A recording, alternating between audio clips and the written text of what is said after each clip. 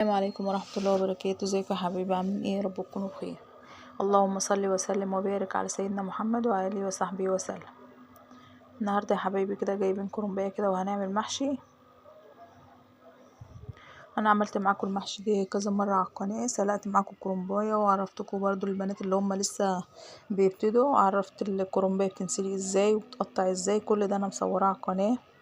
وعملت الصلصه برضو بتاعه المحشي كذا مره، كل مرة بتختلف عن التانية، عملتها كذا مرة على القناة برضو. وجايبين فراخ كده هنعملها الورك كده هنعملها مع المحشي بتاعنا النهاردة. يلا بينا بقى نسمي الله كده ونصلي على الرسول ونشوف ايه هنعمل ايه. انا جبت مية كده حطيتها على البوتاجاز، غليت كده المية بتاعتنا غليت. جبت بقى ورقتين لورا وجبت بصلاية وجبت قطاية، قطعتهم كده وحطيتهم في المية، وحطيت شوية فلفل اسود وحطيت الملح بتاعها. والفراخ طبعا كنت غسلاها كده ونقعاها. شايفين الفراخ بيضة زي القشطة ازاي؟ عشان بغسلها بدقيق، انتوا اغسلوها بدقيق ونقعها في ليمونة هتلاقوها زي البفتة كده، زي ما انتوا شايفينها كده قشطة كده. حطيت بقى البصل وحطيت الطماطم وحطيت ورق الرورة وحطيت ملح وحطيت فلفل، والمية بتاعتنا غليت اهيت بقى. حطيت هنحط بقى فيها الفراخ بتاعتنا كده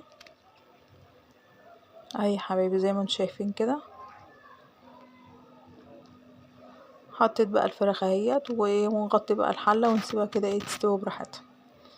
مش هنعلي على البوتاجاز، هنخلي البوتاجاز كده النار متوسطه عشان تستوي براحتها كده.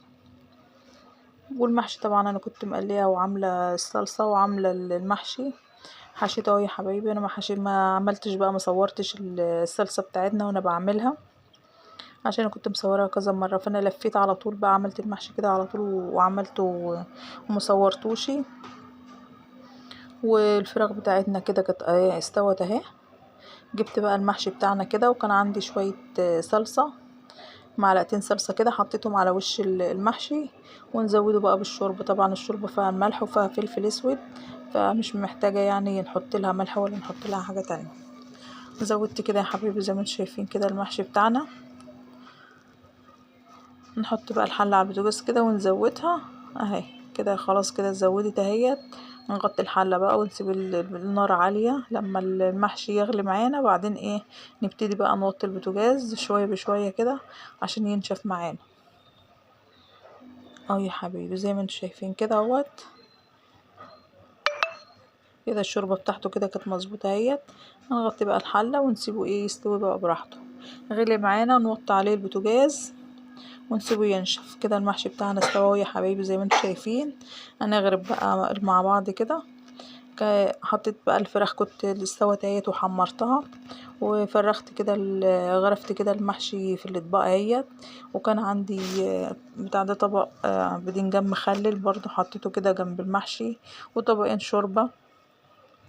يعني فرخت الشوربة كده مع المحشي وحطيت المحشي والبدنجان المخلل دوت والفراخ بتاعتنا اللي كانت محمرة. وقول لي ايه رأيكم بقى في اكلتنا النهاردة، يا رب تعجبكم. متنسونيش بقى باللايك والشير واشتركوا في القناة واكتبوا لي كومنت حلو كده من عندكم، واللايك يا حبايبي وشاهدوا الفيديو. وقول لي ايه رأيكم في المحشي بتاعنا النهاردة. المحشي كان جميل بصراحة، يعني كان تحفة. وده الفراخ بتاعتنا وده المحشي والشوربة، وألف هنا اللي يشوف وألف هنا اللي ياكل. والسلام عليكم ورحمة الله وبركاته.